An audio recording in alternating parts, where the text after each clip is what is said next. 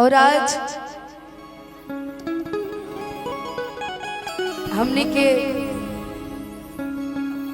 दर्शन बाबू के बरही कार्यक्रम में हमने के उपस्थित बानी सब। बहुत सारा शुभकामना। देखिए जब दर्शन बाबू के जब पैदाइश भइल रहे हमरा के बुझाता कि कल्लू जी हमरा मेरी फोन कैले रहे वो जब रांची एयरपोर्ट पे रहे हमरा के पता चलल कि बेटा भइल बटे। हमने के खुशी के ठिकाना ना रहे। ओकरा बाद एक दिन बाद हमने के फोटो दिखल। फोटो में जनता नहीं दर्शन बबुआ कैसन दिखत रहे राहुल भैया कि नकियाता हुए जैसे बाबूजी के अरे अखिया हमारी के हो कि नकियाता हुए जैसे बाबूजी के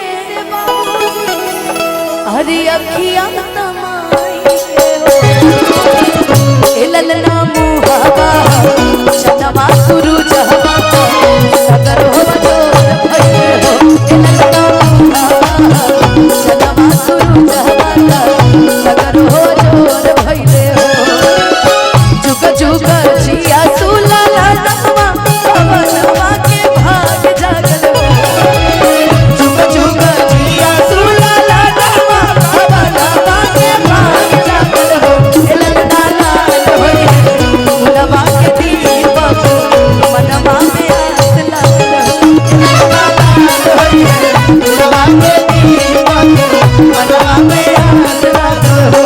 लेकिन आज के समय हमर शिवानी गावत हुई है देख के हमर बबुआ के कि तुझको ना देखूं जी घबराता है तुझको ना देखूं जी घबराता है देख तुझको मेरे चैन देख तुझको मेरे चैन ये कैसा रिश्ता है कैसा नाता है ये कैसा देख तुझको मेरे चैन देख तुझको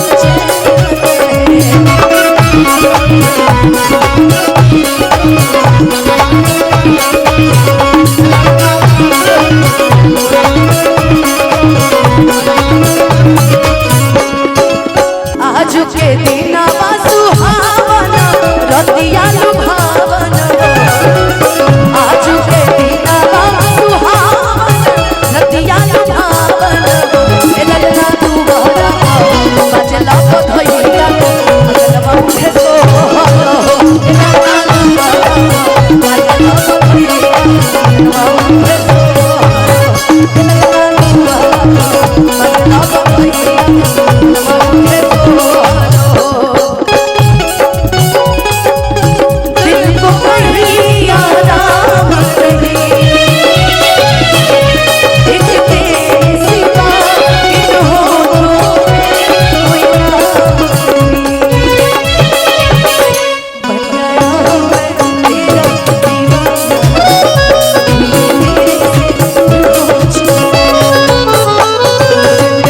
में जाने जाना तो है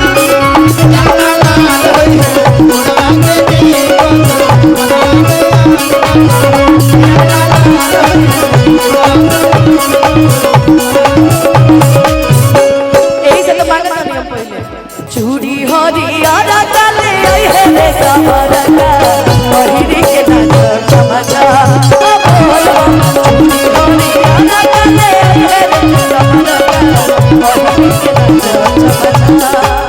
हमने के अखिलेश भैया भले हमें से खिसियात रहो हमेशा मगर हमने के प्यार नजरी में इज्जत प्रेम सम्मान हुए बा जौन पहले रह जौन रउआ बुचिया हमने के कहत रही संडे के सोना हमर भूख पिया गया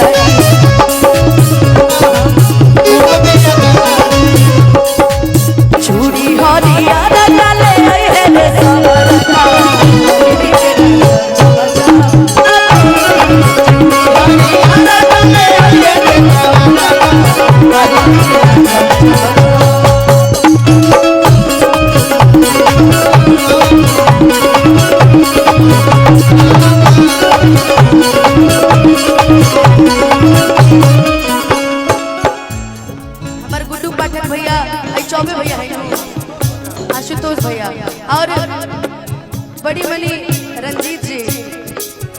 ठिकाना रफ्तारे बेरा पकड़ता है जी।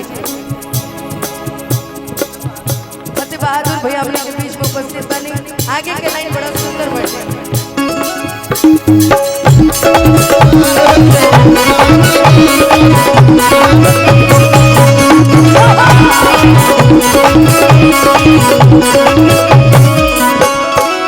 नाची नाची गावेली बहिनिया ललन के खेलावेली हो।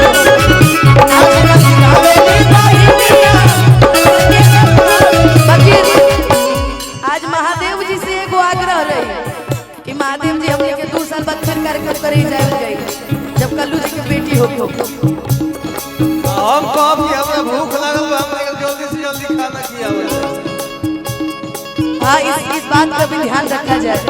लेकिन कभी कभी बड़े पापा जी लोग को भूखे भी रहना पड़ता है। शादी के माड़ू में कैसे बैठो जी बिना भूखे प्यासे बैठी। अच्छा छोट बने रहुआ।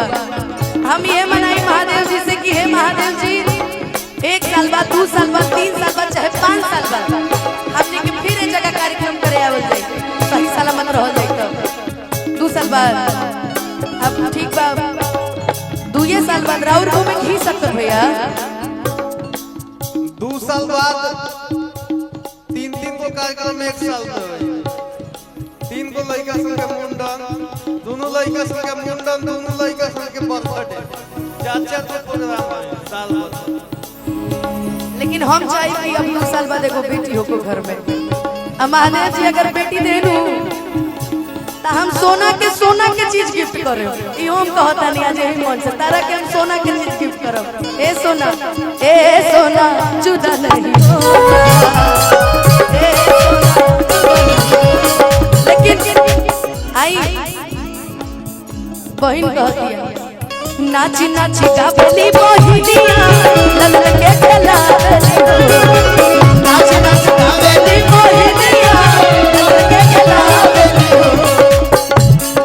नाची नाची गावेली बहिनिया हरि ललन के खेलावेली हो। ए ललन नाची होगी जी के चलेला सब बरसावे हो। ए ललन नाची होगी के चलेला सब बरसावे हो। तो लाइन नहीं में छूटता सासू सोहागिन बड़ भागिन अन धन लुटावेली हो। सासू सोहागिन बड़ भागिन अन धन लुटावेली हो। हे ललना तू बहरा बाजला बखैया अन